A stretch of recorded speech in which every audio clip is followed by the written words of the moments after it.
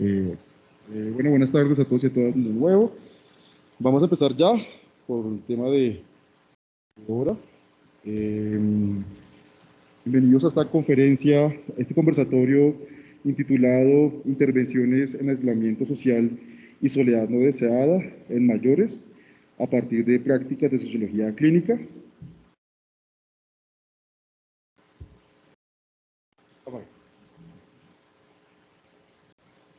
Listo, gracias. A cargo del profesor José Hernández Ascanio, que me va a permitir hacer una presentación del profesor.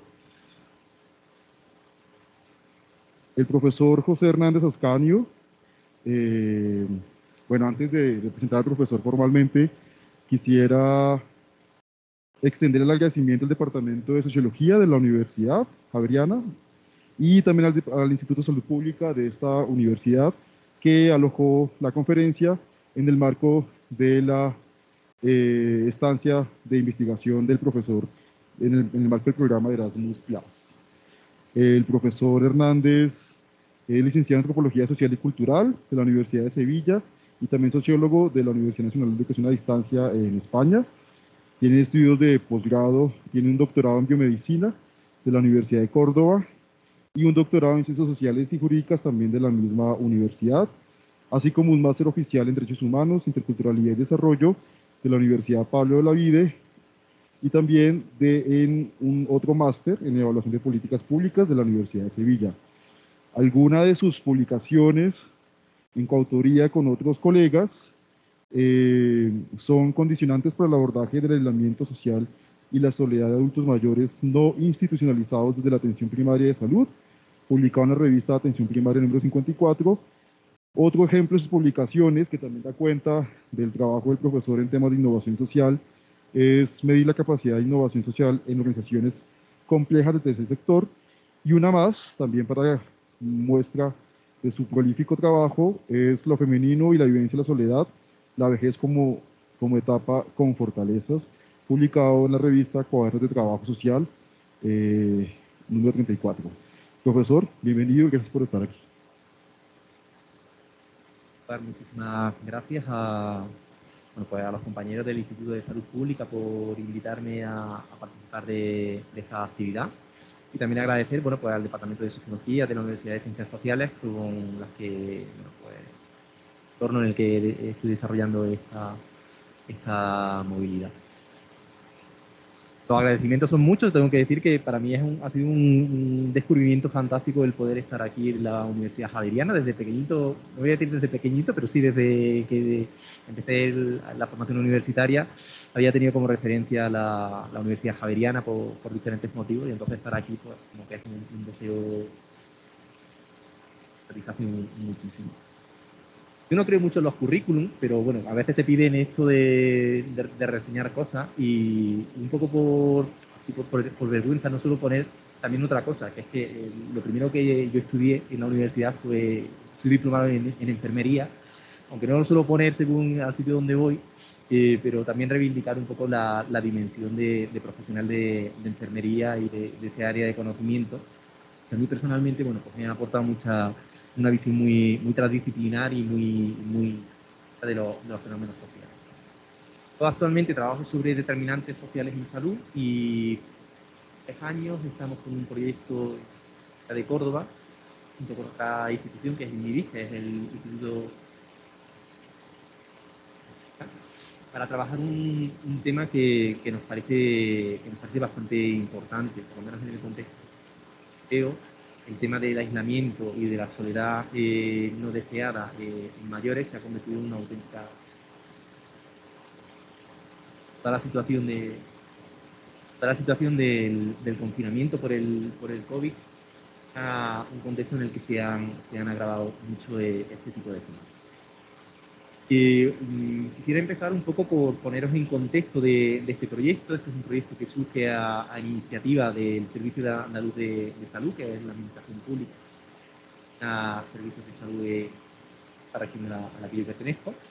En un momento determinado hacen una propuesta a la Universidad de Córdoba para diseñar un tipo de intervención, algún tipo de estrategia que permita reducir o permita abordar la problemática del aislamiento social y la soledad no deseada en Madrid. Se constituyó un equipo multidisciplinar en el seno de la universidad, donde participamos profesionales de ciencias sociales, profesionales del ámbito de enfermería, profesionales. Bueno, pues le estuvimos dando un poco de pensada a cómo abordar esta tema. Por planteamiento teórico y práctica, nos parecía muy interesante hacer un diseño que ahora, por un lado, la práctica basada en la evidencia, pero a la misma vez también que para una perspectiva de innovación social y además, bueno, pues también reivindicar prácticas poco utilizadas dentro de la sociología, como en la sociología clínica. La clínica se ha incorporado relativamente hace poco al área de conocimiento de la sociología en España. Y bueno, por eso hicimos un proyecto y nos pusimos a trabajar. Voy a intentar que la presentación sea lo más dinámica posible. Agradecería pues, que si hay dudas, preguntas, reflexiones, pues que participáramos activamente, más que yo exponer un poco las reflexiones que surgen, que realmente los resultados de...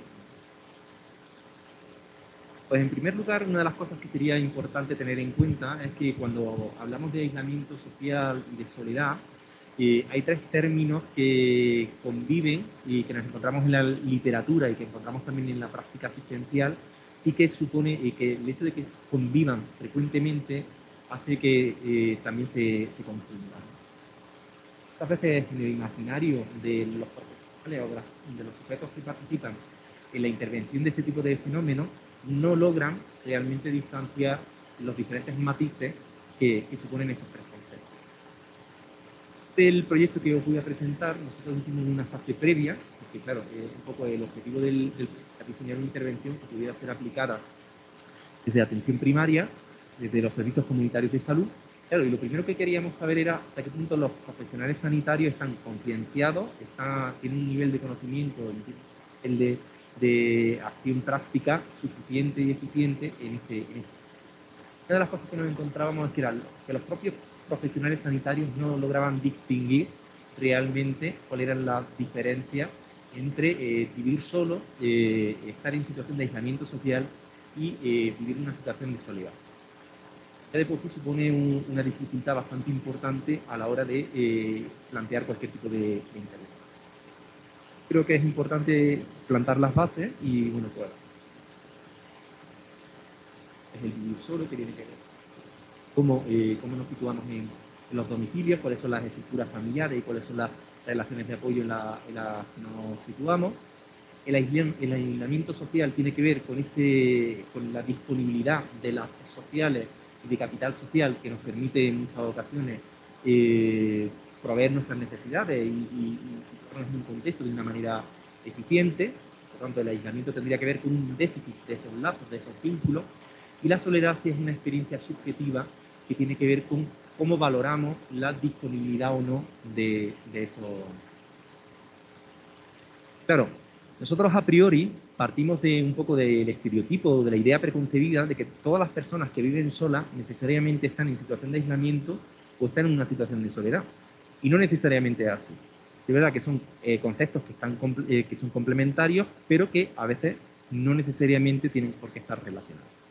De hecho, una de las cosas que nos encontramos durante el estudio es que cuando nos planteamos la posibilidad de hacer un estudio experimental, con un estudio piloto donde había un grupo control, un grupo experimental, en la captación de los participantes, cuando empezamos a hacer la captación de los sujetos que iban a participar en el estudio, la primera idea que nos surgió fue, bueno, pues vamos a intentar captarlo entre la gente que vive sola. En ese screening nos dimos cuenta de que se nos iba cayendo mucha gente. Había mucha gente relativamente, había gente que a priori vivía sola, pero que no manifestaba una situación de aislamiento porque tenía una red social suficientemente para sus necesidades o que tampoco se sentían solos, ¿no? Luego también nos encontrábamos una situación que era un poco diversa o un poco alternativa, que era la realidad, por ejemplo, de los cuidadores. Por ejemplo, un matrimonio mayor, donde hay uno de los miembros del matrimonio o de la pareja es más dependiente por ejemplo, casos de Alzheimer, demencias, etcétera, pues la cuidadora, que normalmente suele ser la mujer, para el caso español, sí presentaba unos altos niveles de sentirse aislada o de vivir la situación consolidada, ¿no? O también nos encontrábamos en la situación de convivencia intergeneracional, donde había padre o madre que convivía con algunos hijos y que por el hecho de que estaban en dinámicas completamente diferentes, horarios, compromisos, intereses diferentes, la persona mayor sí se sentía en esa situación de aislamiento y sí se ubicaba en esa sensación de soledad. Entonces, para nosotros el primer reto fue el poder distinguir claramente entre unos conceptos y otros y para poder desarrollar una intervención que fuera eficaz para cada uno de esos géneros. Bueno, para nosotros, ¿por qué abordamos esta temática? Básicamente, durante los últimos 30 o 40 años, los últimos 30 40 años en Europa, hemos sufrido un cambio demográfico absolutamente brutal, que ha supuesto un aumento de la población envejecida y un aumento sobre todo de las personas muy mayores. A eso hay que añadirle que también ha habido una modificación bastante importante de los patrones de convivencia. O sea, antes en el modelo español nos encontrábamos con familias ampliadas, ahora nos encontramos que desde la democracia, o sea, desde que arranca la democracia en el año 78, el núcleo doméstico se va restringiendo, se va haciendo cada vez más mínimo y los procesos de emancipación de las generaciones jóvenes son mucho más rápidas. También es verdad que va un poco acorde a los ciclos económicos que vive el país. O sea, es cierto que el modelo de familia se ha ido contrayendo, se ha ido ampliando en función del momento económico, ¿no? En esa situación de envejecimiento nos encontramos que, por ejemplo, en este momento, son datos del 2021, casi el 20% de la población española, o sea, somos 47 millones de habitantes, pues casi el 20% son sujetos que tienen más de 65 años, y además la previsión es que este proceso aumente de manera significativa, o sea, casi hasta el 30% antes del tercer parte de siglo, ¿no? Además también nos encontramos con el aumento de los muy mayores. Si antes pues el hecho de llegar a ser octogenario, nonagenario o centenario era un evento muy episódico, ahora nos encontramos con que cada vez es más frecuente encontrarnos con sujetos que se vinculan con esas edades. Claro, los procesos de envejecimiento suponen un aumento de la dependencia. Es decir, para el caso de español, una de las cuestiones que ha sido muy prioritaria a la hora de diseñar una política pública de salud ha sido no solo ver las cuestiones que tenían que ver con elementos de carácter sanitario, sino también incorporar dentro de la agenda y de la cartera de servicios todas aquellas prácticas que tenían que ver con los cuidados a la dependencia. Esto ha hecho o ha permitido que mucha gente mayor que está en una situación de salud más o menos precaria pueda permanecer en su domicilio a través de servicios de asistencia, de ayuda a domicilio, centros de día, etc. Y bueno, pues en los casos más extremos pues, también nos encontramos con la posibilidad de la institucionalización de esos mayores, ¿no? Pero, como ya digo, uno de los elementos que también afecta a este fenómeno, por un lado, es la reconfiguración de la estructura familiar, pero también de los patrones de asentamiento. Cada día es más frecuente que las generaciones jóvenes se emancipan y ya no viven a la vera de sus padres, sino que por su propia biografía tienden a establecerse de manera mucho más distante, ¿no? Los cambios de residencia son frecuentes, eso hay que vincularlo también con los procesos de precariedad laboral que nos encontramos en España, donde es muy difícil que gente con menos de 40 años tenga un trabajo estable que le permita un poco mantenerse fijo en el territorio. Con eso, bueno, pues todo son ingredientes que al final han terminado cristalizando en un aumento del número de personas que viven solas y bueno, pues o sea, ese fenómeno supone una base para luego construir todos los otros fenómenos de los que voy a hablar. Luego también nos parece interesante plantear el hecho de que hay un aumento muy claro de la feminización de la vejez. Es decir, para el caso español es mucho más frecuente encontrarnos mujeres viudas mayores que al caso contrario.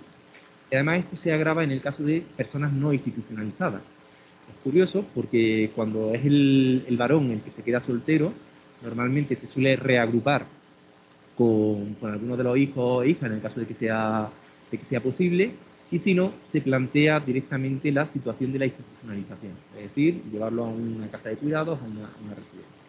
No, sin embargo, en el caso de las mujeres hay una mayor reticencia a internarlas en este tipo de, y también a que se desplacen y a convivir con algunos de ellos. Entonces nos encontramos que, como vamos a ver, que la dimensión del aislamiento social y de la soledad es una cuestión que también influye claramente el género. Bueno, ya sabemos que en el fondo el género hay que verlo desde un punto de vista de carácter transaccional y de carácter interseccional, ¿no? Hay muchos elementos que están ahí y que son necesarios tener en cuenta, ¿no? Claro, cuando todo esto al final termina creando una tormenta perfecta, entre comillas, que termina desembocando en lo que hemos tratado como el aislamiento social y de soledad no deseada.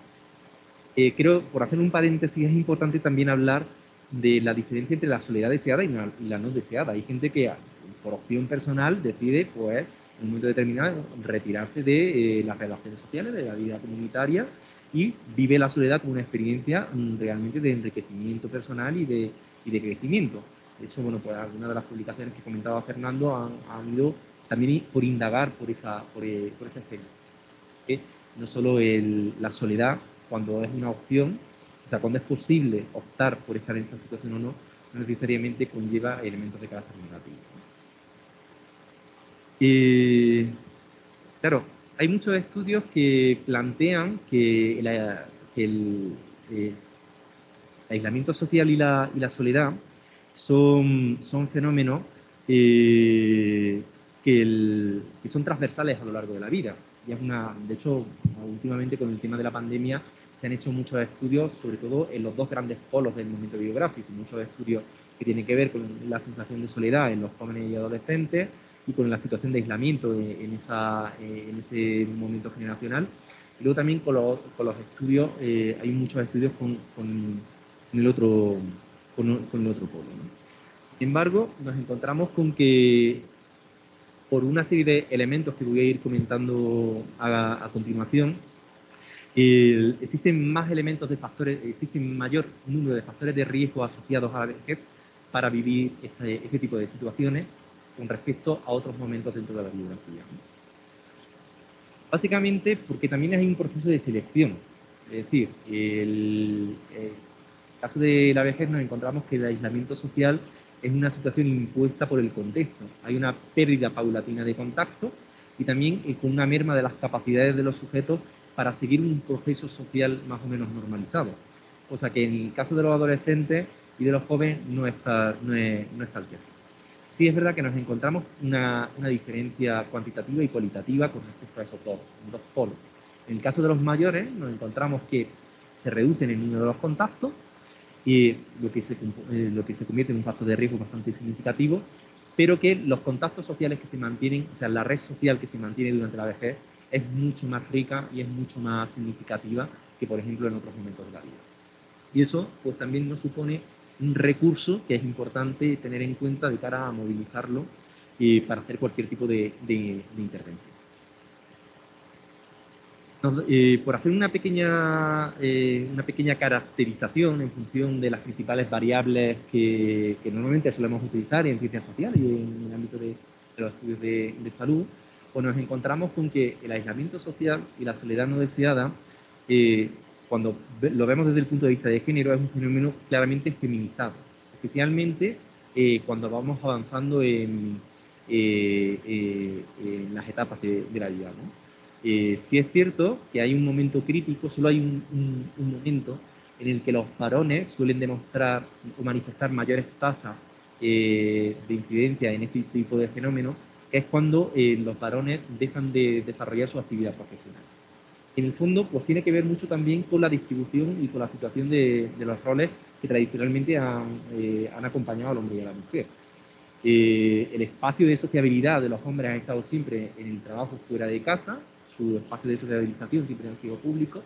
Y en el momento en el que nos llega la jubilación, nuestra identidad como varones en muchas ocasiones entra en crisis y también hay una tendencia a perder los vínculos naturales que se han venido estableciendo durante todo el periodo laboral. Sin embargo, en el caso de las mujeres, la pérdida de lazos es progresiva y sobre todo se acentúa cuando hay algún tipo de duelo, es decir, cuando aparece el cónyuge, cuando se emancipan los hijos, es decir, realmente es un proceso mucho más sistemático a lo largo de...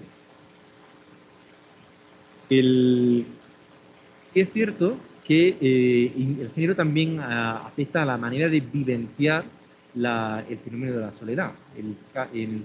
Como veremos luego un poco más adelante, existen diferentes métricas, diferentes maneras de medir este fenómeno. Y, por ejemplo, la escala que nosotros hemos trabajado en nuestro estudio, que es la escala de John Dewey, plantea dos tipos de soledades, ¿no? La soledad social, es decir, como yo, también una vivencia mucho más psicológica, más interiorista. En el caso de los varones es más frecuente la soledad social, mientras que en el caso de las mujeres suele ser más frecuente la soledad afectiva. Eso tiene que ver también con nuestros procesos de socialización y cómo se nos educa a la hora de gestionar determinados procesos vitales. La masculinidad clásica, bueno, pues no voy a descubrir nada nuevo, pues se nos ha socializado tradicionalmente a no dejarnos afectar mucho por las emociones, ser más fríos. Por lo tanto, echamos más de menos nuestras posiciones dentro de la sociedad, mientras que a las mujeres sí se les permite o se les incentiva más la dimensión afectiva y por lo tanto esa es una de las cosas que explica a lo mejor el que puntúen más en este tipo de una dimensión más afectiva. Si tenemos en cuenta los grupos de edad, nos encontramos que estos fenómenos adquieren a lo largo de la vida una forma de huir. Normalmente, como ya he comentado antes, se sitúan o tienen una mayor incidencia. O sea, la soledad tiene que ver con una forma de útero, ¿no? Y se plantea con un cierto nivel de incidencia más o menos equitativo al inicio de la vida, sobre todo en la adolescencia y primeros momentos de la juventud, y luego en los momentos de la vejez. Sin embargo, el aislamiento social es un elemento progresivo, de carácter lineal, porque tiene que ver con una pérdida de las relaciones sociales. Estado civil, bueno, pues es una cosa un poco así muy básica. Claro, hay una mayor vinculación con la idea de que la pareja, el mantener la estructura familiar más o menos básica, es un elemento protector a estos fenómenos. Lo que pasa es que si escarbamos un poco la bibliografía, y a mí eso me parece muy interesante, hay algunos autores, Figuerbel, por ejemplo, que plantean que no es solo estar casado o casada, sino también depende de la calidad de la relación y en la que te sitúa. Por ejemplo, pues nos situamos en una situación si nos planteamos en una situación de violencia de género, pues que se desaparezca el ejecutor de esas prácticas de violencia, más que generar un duelo, muchas veces lo que genera una situación de alivio. Entonces, bueno, pues que tampoco demos por hecho de que simplemente por estar más o menos etiquetado en una estructura u otra, conlleva necesariamente un resultado u otro, ¿no? Luego nos encontramos que hay una fuerte asociación entre el nivel de estudios y la capacidad de renta con estos fenómenos. Y en esto tiene que ver también con el tema de las desigualdades. Normalmente, conforme aumentamos el nivel de estudio y aumentamos el nivel de renta disponible, los sujetos vivencian menos este tipo de fenómenos. Hay varias explicaciones con respecto a ello. Muchas veces hay autores que plantean que gestionar determinadas situaciones suponen un capital cognitivo. Por ejemplo, gestionar la soledad o el aislamiento supone la necesidad de un capital cognitivo que conlleva también un itinerario de formación. Entonces, tener más estudios supondría un mecanismo de protección central. Luego también la disponibilidad de recursos nos permite participar comunitariamente, sobre todo en sociedades donde el capitalismo ha entrado con mucha más fuerza y donde todos los espacios de ocio muchas veces se han visto externalizados y se han visto reducidos a espacios de consumo. Entonces, cuando los sujetos no disponen de recursos necesarios para participar en esos niveles de consumo, se quedan un poco orillados en la dinámica comunitaria y al final eso termina repercutiendo en este tipo de fenómenos. ¿Por qué es importante hablar de aislamiento social y de soledad en el contexto de salud? Pues esa era una muy buena pregunta y nosotros tuvimos que convencer bastante a algunos profesionales del ámbito biosanitario para trabajar esto, porque parece algo como más psicológico, de que esto es cosa de los psicólogos y poco más, ¿no? Y nos damos cuenta de que hay varias revisiones sistemáticas, varios metaanálisis que plantean que el aislamiento social supone un elemento, a mí me gusta decir que el fondo es un vector de sindemia, supone un elemento que lo que hace es incentivar determinados patrones de salud y determinados fenómenos de salud, ¿no? Y entre ellos está el que aumentan significativamente los niveles de morbilidad y los niveles de mortalidad. Hay estadísticas que lo demuestran, hay bastante información disponible sobre ello. Y algunas de las explicaciones, básicamente hay como que dos líneas para explicar esta relación. Y una es que, por un lado, esos fenómenos suponen elementos altamente estresores que actúan a nivel fisiológico. Y luego está también el que ese tipo de fenómenos están asociados a patrones conductuales, muchas veces tienen que ver con comportamientos autolíticos o con comportamientos desviados que al final terminan generando fenómenos de salud bastante deteriorados, tanto a nivel de aparición de enfermedades como de adelantamiento del momento del fallecimiento. Claro, además eso conlleva también un efecto sobre el sistema de salud, en el sentido de que al aumentar un determinado patrón de patología, aumenta una hiperfrecuentación de los servicios sanitarios. Muchas veces, yo creo que también aquí en Colombia eso ocurre, pero nosotros en España decimos que los dos espacios fundamentales de socialización de la gente mayor, hoy por hoy, son los centros de salud y todavía las iglesias. El último reducto que le queda a la gente mayor, ¿no? Pero frecuente que hay un perfil de gente que vive sola, que se siente sola y además que se siente aislada, y que reconoce que el ambulatorio, el centro de salud es el único espacio donde se le atiende, se le escucha y donde se le cuida. Entonces eso hace que no solo haya un elemento objetivo, que es aumentar las enfermedades, sino que también que hace que convierte los entornos sanitarios en espacios de escucha y en espacios de cuidado que son más demandados, ¿no? Además, está demostrado con que esos fenómenos suponen una alteración de los patrones de autocuidado que en muchas ocasiones conducen a reingreso de la gente mayor. Determinado, si una persona tiene una intervención quirúrgica o tiene un proceso de salud que supone una intervención, o sea, una entrada hospitalaria y una salida, ese proceso post-hospitalario muchas veces no está bien seguido, no está bien atendido, básicamente porque muchas veces la gente también se abandona, entre comillas, fruto de estos dos fenómenos. Eso supone una reentrada más o menos frecuente a los espacios sanitarios, ¿no? Y además también está relacionado con un aumento de la dependencia y de la fragilidad, de las condiciones de fragilidad de los mayores. Pero cuando hablamos un poco de relaciones con el ámbito de salud, yo creo que es importante ponerle también nombre a cuáles son las patologías con las que normalmente nos asociamos, porque cuando nosotros hacíamos la revisión sistemática para fundamentar el proyecto, yo hice algunos descubrimientos que a mí me parecían muy llamativos, ¿no? O sea, se me hubiera ocurrido pensar que, por ejemplo, la soledad podía tener directamente relacionado con enfermedades cardiovasculares. A lo mejor pensaba que, bueno, por la enfermedad mental, el deterioro cognitivo, ¿sí? Pero sí hay una evidencia empírica y una evidencia clínica que nos plantea una relación directa entre estos dos fenómenos con enfermedades de carácter fisiológico. Como ya digo, bueno, pues las más frecuentes suelen ser la presencia de muerte prematura, que también hay que vincularla con de suicidio, incidentes cardiovasculares, fragilidad, enfermedad mental, alteraciones cognitivas. Hay estudios bastante interesantes que plantean que, por ejemplo, la presencia de enfermedades degenerativas, como puedan ser el Alzheimer, demencia senil, precoz y tal, muchas veces se desarrollan en contextos donde los mayores están en situación de aislamiento o o están vinculados a procesos de soledad.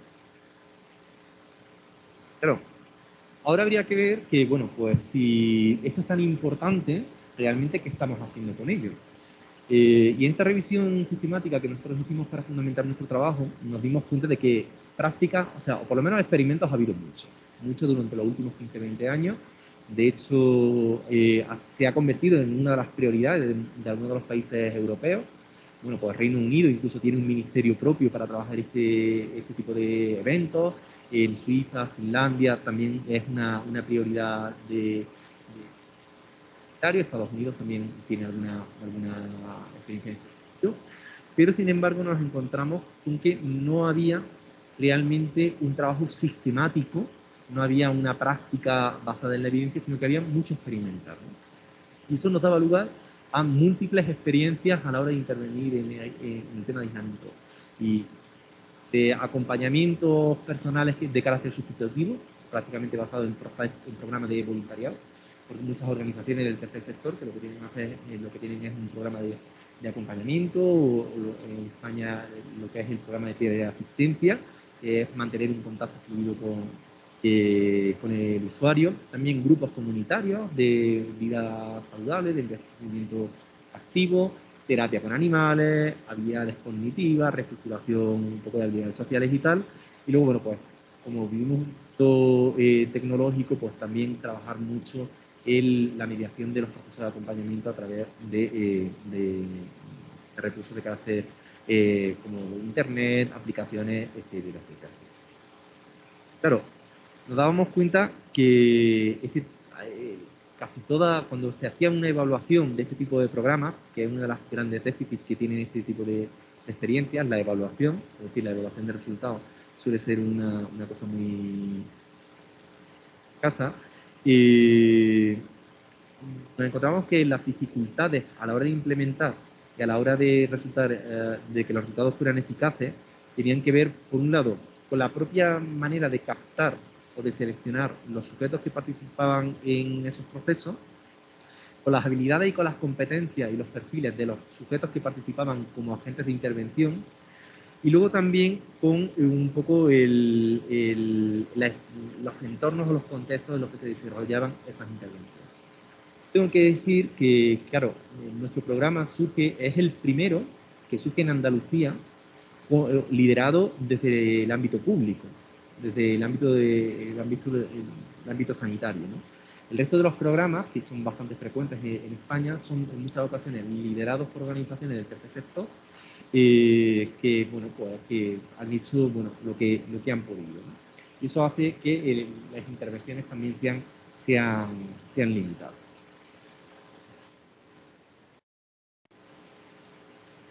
¿Cuáles son las intervenciones que la evidencia nos dice que son más eficaces?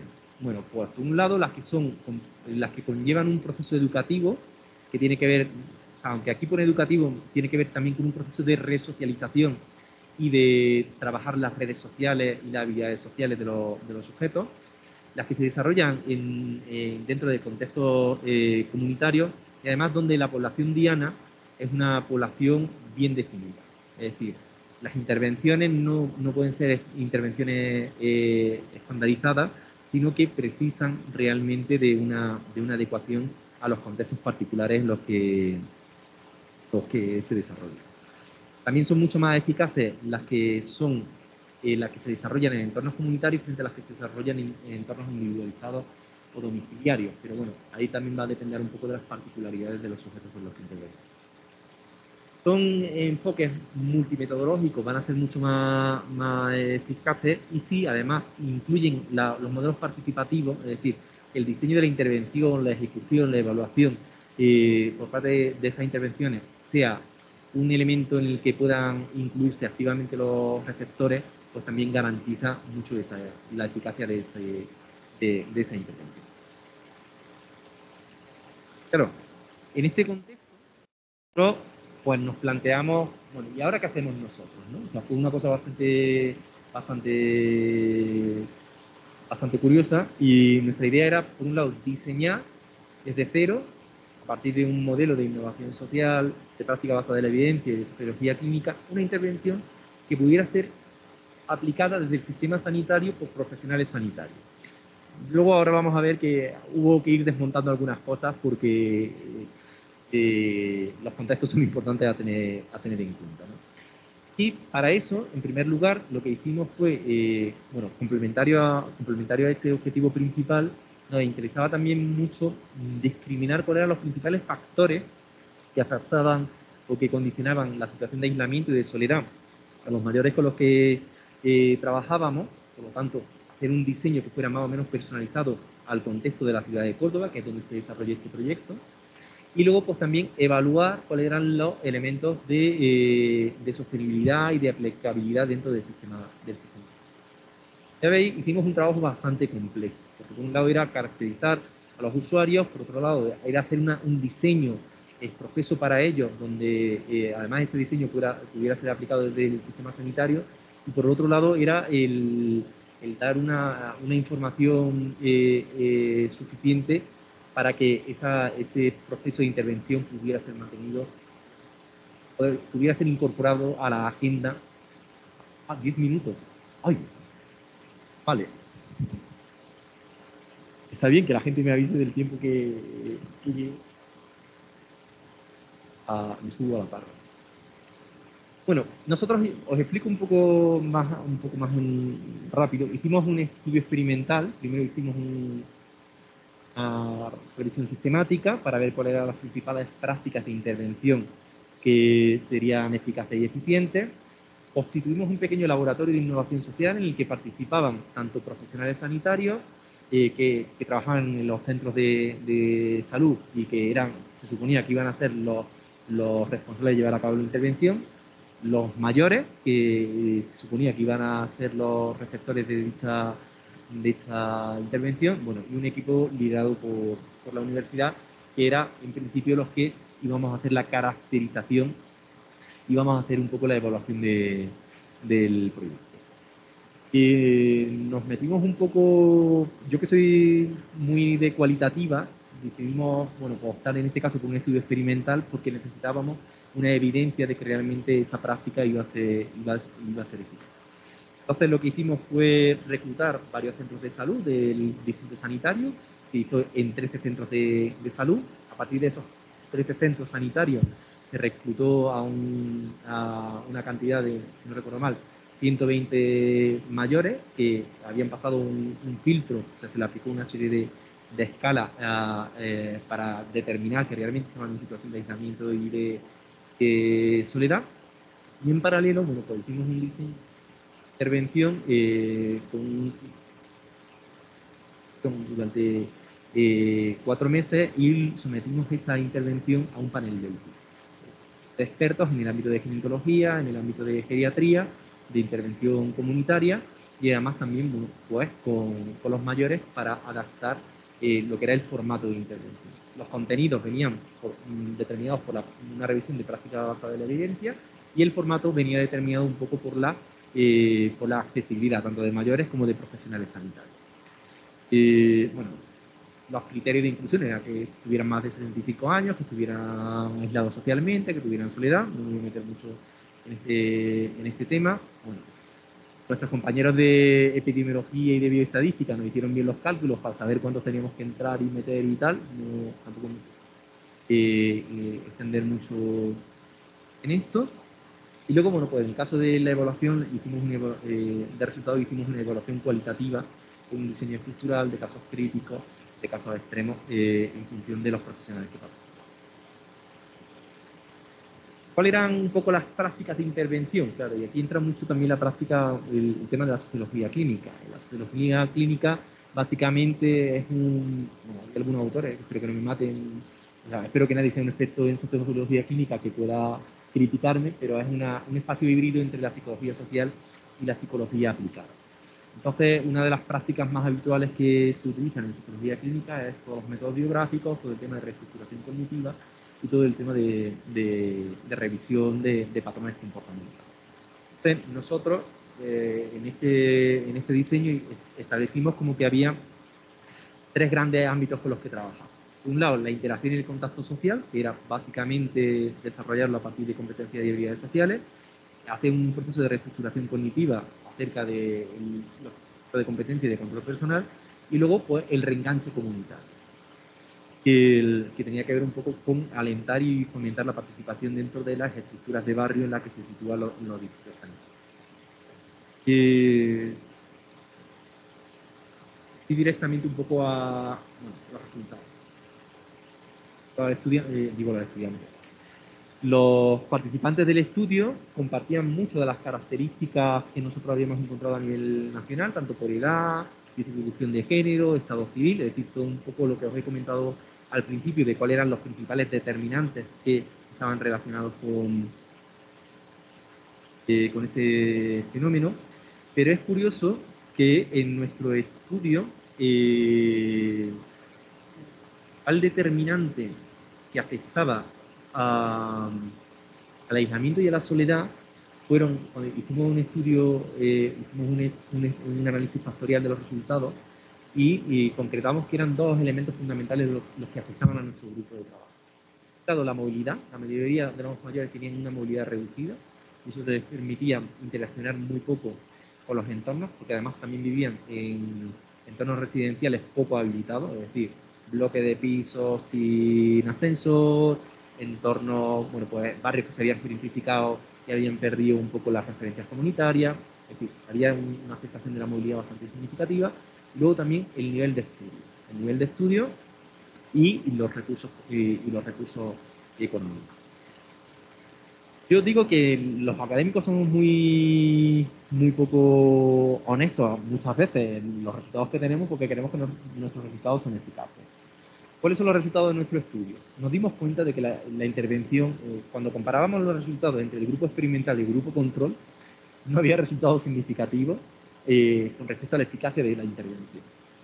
Nos llamó muchísimo la atención. Claro, luego empezamos un poco a escarbar, a profundizar y vimos que el estudio había tenido una serie de limitaciones. Por un lado, había una limitación en cuanto al número a la muestra, es decir, era un número muy reducido de sujetos como para establecer diferencias significativas entre un grupo experimental de 50 y un grupo de control de 50. Por lo tanto, había sido un mal enfoque a la hora de plantear la comparación. Tendríamos que haber hecho más un estudio evaluativo a nivel cualitativo, en este caso hubiera resultado mucho más eficaz. Pero si nos damos cuenta que si mirábamos al grupo experimental, no en comparación con el grupo control, sino en comparación consigo mismo, había una evolución positiva tanto en el ámbito de aislamiento y de soledad. Es decir, si quitábamos el carácter de comparación entre grupos, si no resultaba eficaz este tipo de intervención.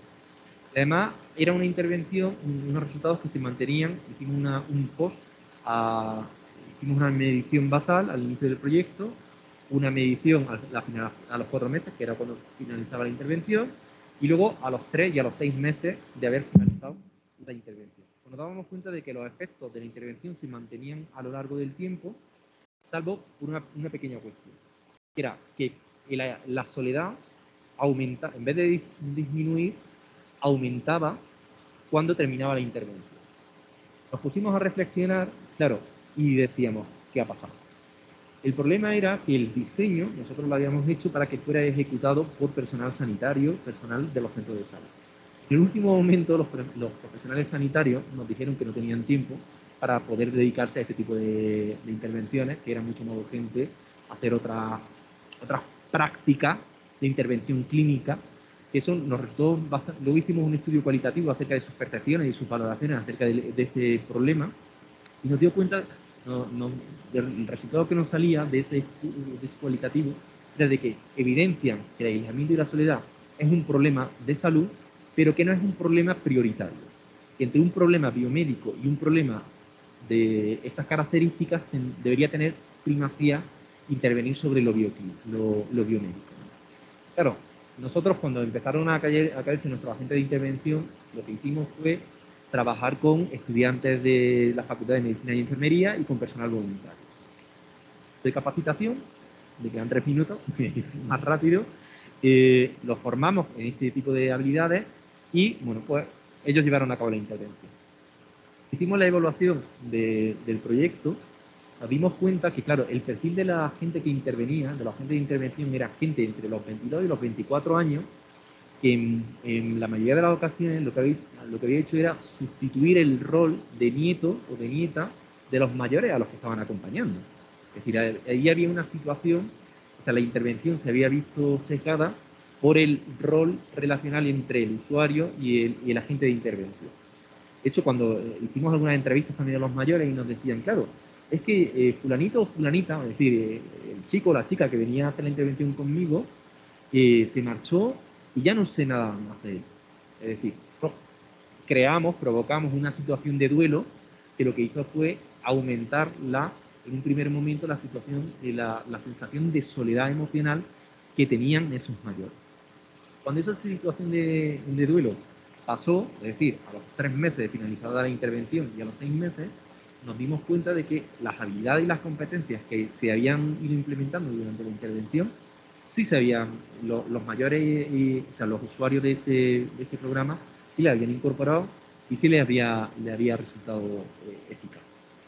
Entonces, la verdad que nos damos cuenta de que con respecto a los resultados, no, tenemos que ser exquisitos en lo que se publica, que esa es una de las cosas que siempre hay que hablar. Los resultados de este trabajo serían muy poco publicables, pero desde una práctica y desde una agencia de intervención, yo creo que es una cosa de la que se pueden sacar muchos muchos elementos de carácter positivo. Creo que esto es un resumen muy rápido del trabajo. No sé si quieres.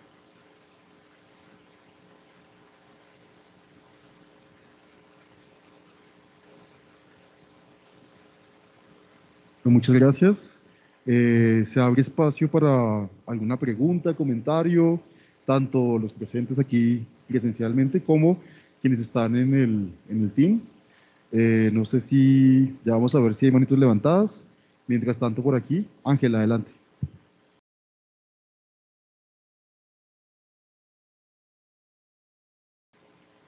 La primera, dos preguntas. La primera es sobre las redes. ¿Estaron en relación con las redes de estas personas? Hay mucha heterogeneidad en esas redes o son más bien como similares, ¿no? O si son en relación con esas redes de apoyo y cómo estas personas las adversidades, no solo digamos salud, sino también en lo económico, en lo social, eso por un lado.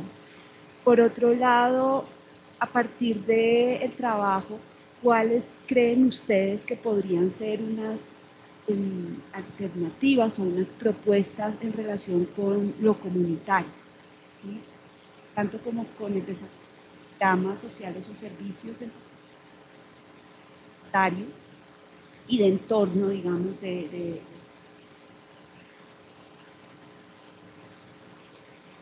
por dónde serían cuáles serían como las sugerencias para pensar, tal vez sí en programas sociales, pero que estén más inspirados en qué hay que hacer en relación con los entornos inmediatos.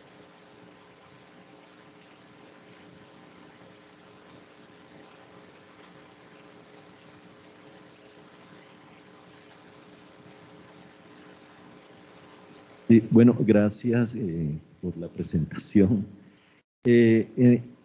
En la presentación usted habló de una diferenciación de cómo el hombre y la mujer vive este fenómeno del aislamiento y la soledad. Y hablaba de una feminización, ¿sí? Esa feminización hacía más intenso la soledad y el aislamiento social. A contrario que si se hubiese presentado un fenómeno de masculinización del fenómeno.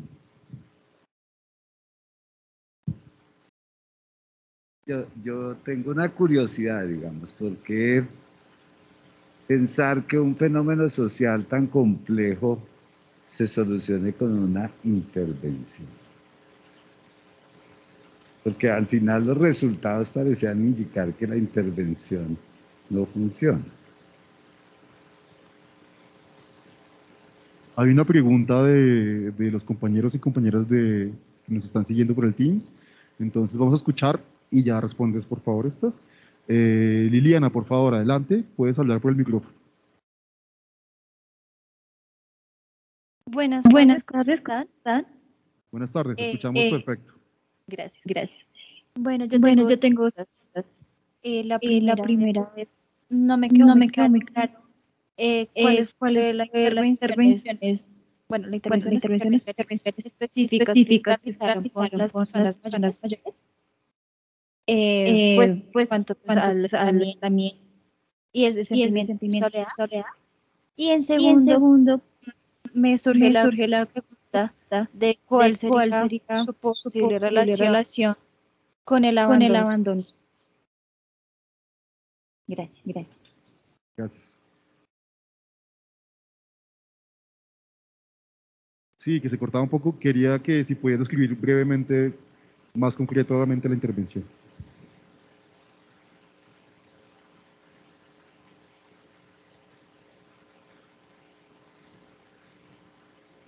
Bueno, pues un poco empiezo por las preguntas de la compañera.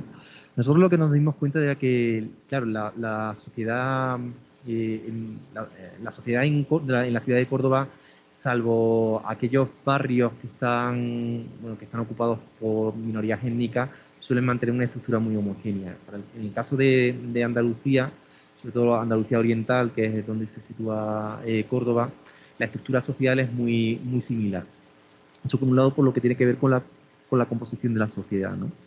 La principal diferencia que nosotros encontramos en las redes no era tanto por el perfil social, sino por los barrios donde habitaban los mayores. Los mayores que estaban en barrios tradicionales, es decir, un poco barrios más periféricos, sí mantenían un poco una estructura social más o menos clásica y la mayoría de sus necesidades se veían cubiertas por vecinos o pequeños comercios que estaban cerca de los domicilios donde ellos se encontraban. De hecho, bueno, pues había una especie de voluntariado, entre comillas, por parte de los comerciantes, que lo típico, pues si los mayores tenían problemas de movilidad, le subían, le bajaban la compra, servían un poco como vigilantes también de cómo se encontraban. De hecho, bueno, pues también cuando estuvimos un poco haciendo en otro proyecto un poco parecido que queríamos hacer antenas, lo que eran antenas de identificación y de detección precoz de situaciones de abandono, y nos dimos cuenta de que los mejores observadores eran los pequeños comercios, porque los mayores tienen sus rutinas. Sus rutinas eran ir de A a B, de B a C, de C a D, y entonces en el momento en el que fallaban, se activaba una especie de sensor dentro de la cabeza de estos comerciantes y preguntaban, o había un nivel de confianza suficiente, por ejemplo, con los entornos familiares y tal, como para activar una alerta en el caso de que hubiera algún tipo de cosa que ocurriera, ¿no? Entonces, los barrios periféricos, los barrios más o menos tradicionales, las redes sociales eran sobre todo un poco cubrir necesidades. Sí es cierto que en la medida en que aumenta la defunción de mayores y el entorno un poco más afectivo o más de relaciones cortas había desaparecido, y eso sí era un determinante de la situación de aislamiento y de soledad. Pero las redes comunitarias sí permanecían en este tipo de barrios. ¿Dónde se veía afectadas las redes comunitarias? Los barrios identificados. Es decir, Córdoba tiene un problema muy básico que es el turismo, y entonces los barrios que demográficamente donde residía gente más mayor eran los barrios de centro, y son los barrios donde hay mayor presión turística. Entonces, en muchas ocasiones se ha presionado a los comercios, había una reconversión de los barrios de tal manera que se han cerrado comercios tradicionales, se han convertido en servicios auxiliares al turismo, pues apartahoteles, servicios de restauración, etcétera. Y en muchas ocasiones también las viviendas se ha presionado mucho para que se abandonen. Entonces, en el centro de la ciudad quedan todavía gente mayor en situación muy aislada, donde además, si necesitan hacer la compra o necesitan cubrir sus necesidades, tienen que salir fuera de los barrios. Incluso los centros de salud del barrio centro, o sea, no está en el centro del barrio, sino que está en un espacio periférico, ¿no? Y eso era una de las principales dificultades que tenían a la hora de gestionar el día a día, ¿no? Claro, y ahora vinculo un poco la segunda pregunta que tú me has hecho con la pregunta que me ha hecho también el compañero acerca de por qué hacer una intervención y el trabajo de lo comunitario. Claro, hay un problema muy básico que es, bueno, la dinámica que tiene, por ejemplo, la ciudad de Córdoba ha sido de la de desactivar el tejido social. Es decir, hay muy poca presencia de asociaciones, colectivos, y los que permanecen son instituciones altamente profesionalizadas. Pues hablo de instituciones como Cáritas o como Cruz Roja, es decir, que tiene un nivel de organización y de formalización muy... Entonces, los tejidos comunitarios se han ido desactivando, se han ido diluyendo, y los que se han ido creando nuevos no tienen la capacidad de incorporar a la gente más mayor. Un ejemplo pues pueden ser las actividades, pues, asociaciones deportivas o asociaciones culturales, asociaciones determinadas prácticas que dejan fuera un poco, que aíslan dentro de sus dinámicas a la gente mayor. Claro, cuando se diseñó este proyecto nosotros teníamos una doble tensión. O sea, unos tirábamos más por hablar de lo que son los activos en salud a nivel comunitario, que era hacer una resocialización de los mayores, pero claro, luego estaban el interés del sistema sanitario por proveer de un recurso o de proveer una estrategia que les permitiera abordar esta problemática. Esto también tiene que ver un poco el fallo del por qué una intervención tiene que ver con los marcos teóricos y cómo comprendemos el origen de la soledad y del aislamiento. Y en esto hay múltiples marcos. Están los más psicologicistas, que tienen que ver con la teoría del apego y que tienen que ver con el tema de recursos y habilidades personales, y entonces entran mucho más en consonancia con intervenciones clásicas que son más vendibles, entre comillas, para el sistema sanitario. Luego pues hay también explicaciones más sociológicas, más culturales, en las que se sienten menos cómodos pues, el personal sanitario más médico. Claro, nosotros aquí no teníamos libertad absoluta para hacer lo que quisiéramos. Si nosotros hubiéramos hecho un diseño, es decir, nosotros en el fondo participamos de un proyecto relativamente de consultoría. Nos dijeron que nos incorporáramos para hacer una cosa y al final nos terminamos apropiando del proyecto y terminamos intentando adaptarlo un poco también a nuestros marcos, ¿no? Pero tuvimos muchas limitaciones, porque el mandato del objetivo era una intervención que se hiciera desde atención primaria. Eso responde también mucho con el modelo de prestación de servicios que hay en España, que es una codificación y una institucionalización de los servicios. Nosotros lo que hemos vivido en los últimos 15, 20 años es una desmovilización y una disolución de los recursos comunitarios en favor de una institucionalización y de una organización muy estandarizada, ¿no? Y ante eso, bueno, pues hay algunas dinámicas y algunas prácticas de resistencia y hay experiencias que son innovadoras, pero en este caso, bueno, yo te puedo dar mi opinión y decirte si hace falta una intervención desde el sistema sanitario. Desde este punto de vista, no. O sea, desde el punto de vista de lo que ellos querían, no. Yo sí creo que el servicio sanitario debe incorporar esta problemática y debe actuar como coordinador de servicios comunitarios de salud. Es decir, incluir también figuras que tienen que ver con educadores sociales, con activar, con dinamizar los activos de salud de la comunidad y ver que, bueno, pues una asociación, un colectivo, un centro de día, la parroquia, el frutero, son mecanismos que se pueden activar con una intencionalidad para mejorar las condiciones de bienestar social y de las condiciones sanitarias de la población. Pero claro, eso parte de una visión muy comunitaria que no es la predominante en el sistema sanitario.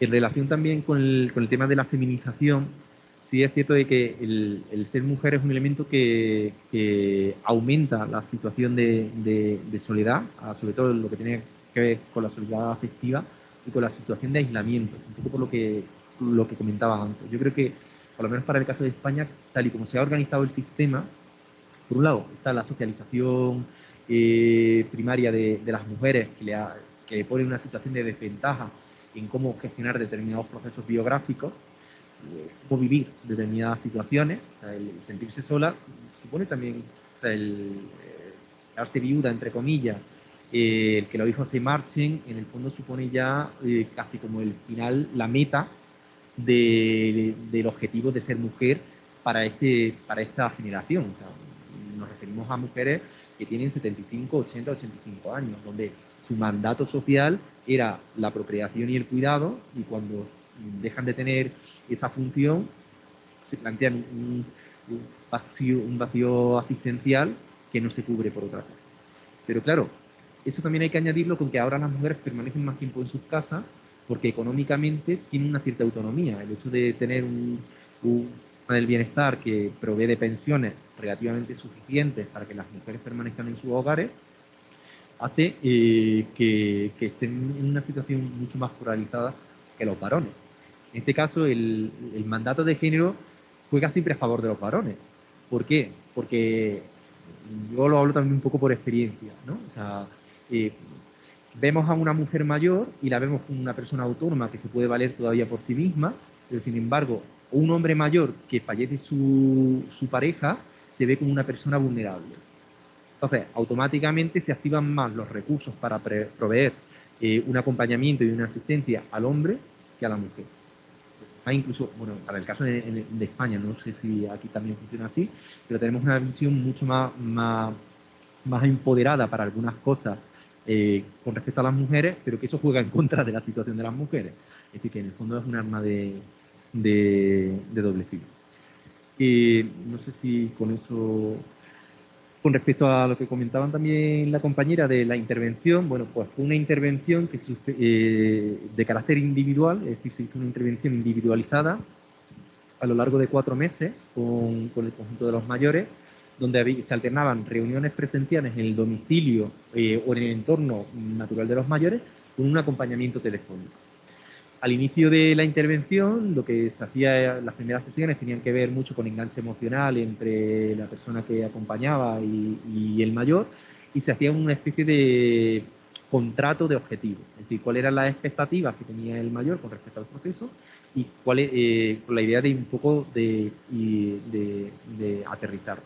En esas primeras sesiones también se identificaban una serie de patrones o de factores que pudieran estar afectando, pues el tema de movilidad, recursos económicos, es decir, se hacía un diagnóstico del mayor y a partir de ahí se hacía una programación, ¿no? Las siguientes fases tenían que ver con, por un lado, intervención más en habilidades y competencias, mucho que ver con el tema de reestructuración colectiva, motivación y empoderamiento, pero también con el reenganche comunitario. Es decir, hacer el agente de intervención hacía de puente de correa de comunicación entre el mayor y la comunidad. Una de las cosas que a mí me llama mucho la atención, que funcionó, voy a poner un ejemplo, era que a lo mejor los mayores muchas veces decían, pues necesito hacer tal cosa, o necesito ir al banco, o necesito ir al centro de salud y tal, pero no voy porque estoy solo. Entonces, una de las cosas que institucionalizaron mucho de los intervenidores, de los actores que intervenían, eran, bueno, pues yo te acompaño, pero yo no te recojo en casa, sino quedamos a un punto intermedio de camino entre tu casa y el lugar donde vamos a ir. Porque claro, una de las cosas que también, y no lo he comentado, que afectaban a los mayores, era que poco a poco había habido un debilitamiento de su autopercepción acerca de las competencias que tenían para moverse en los entornos rurales, en los entornos urbanos y en el ámbito comunitario. Es decir, el tener que enfrentarse a una gestión administrativa, el tener que enfrentarse a coger el autobús, el tener que enfrentarse a hacer una gestión en el banco, pues les generaba mucha ansiedad y al final terminaban relegándola a, bueno, pues que se las terminaba haciendo el hijo o la hija o la asistenta de ayuda a domicilio.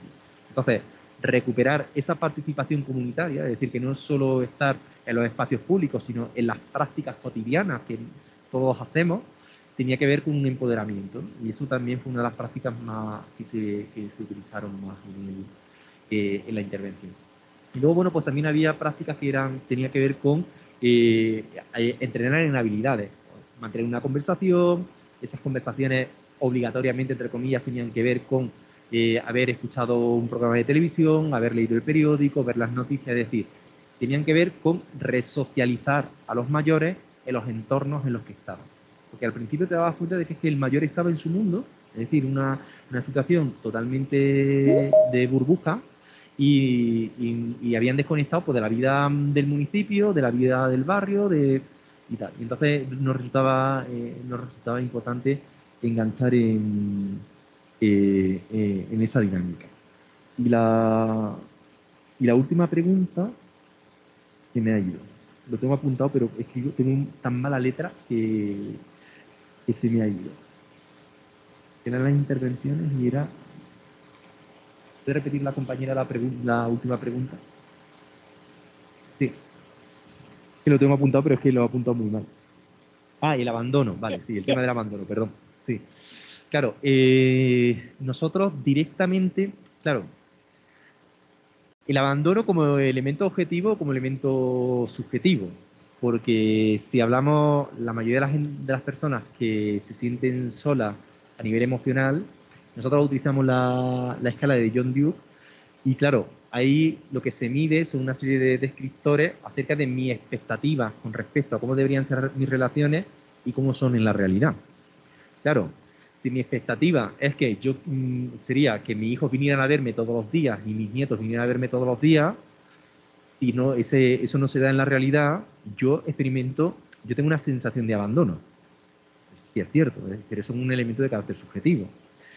Eso cuando lo contrastas acerca de si se llaman situaciones de cuidado en diferido o no, es decir, nosotros en la mayoría de los casos, salvo en un caso, que si nos encontramos una situación de maltrato por parte de los familiares, la mayoría de las ocasiones lo que había era que se habían un poco relajado las relaciones familiares, porque los hijos o la familia vivían alejados, pero se había lo que nosotros denominamos un poco de cuidado en diferido. Es decir, los hijos y la hija estaban pendientes de las tareas administrativas, de que si había que hacer cualquier gestión, pues estaban pendientes, de verlos una vez o 2 veces al mes. Pero claro, eso es un elemento que depende de si lo planteamos desde una percepción subjetiva o desde un elemento objetivo. Como ya digo, nosotros en nuestro caso, para nuestro estudio, no nos encontramos nada más que un caso de maltrato por parte del hijo. En el resto de las situaciones, un poco también indagando a través de personal sanitario que sí tenía un conocimiento más cercano de los mayores que participaban del estudio, la mayoría de las ocasiones era eso, pues que las expectativas no se cubrían, y bueno, y ante las expectativas cada cual es libre, es decir, yo puedo desear lo que quiera y tengo libertad y autonomía para hacerlo, pero no necesariamente se tienen por qué ver cubiertas esas expectativas.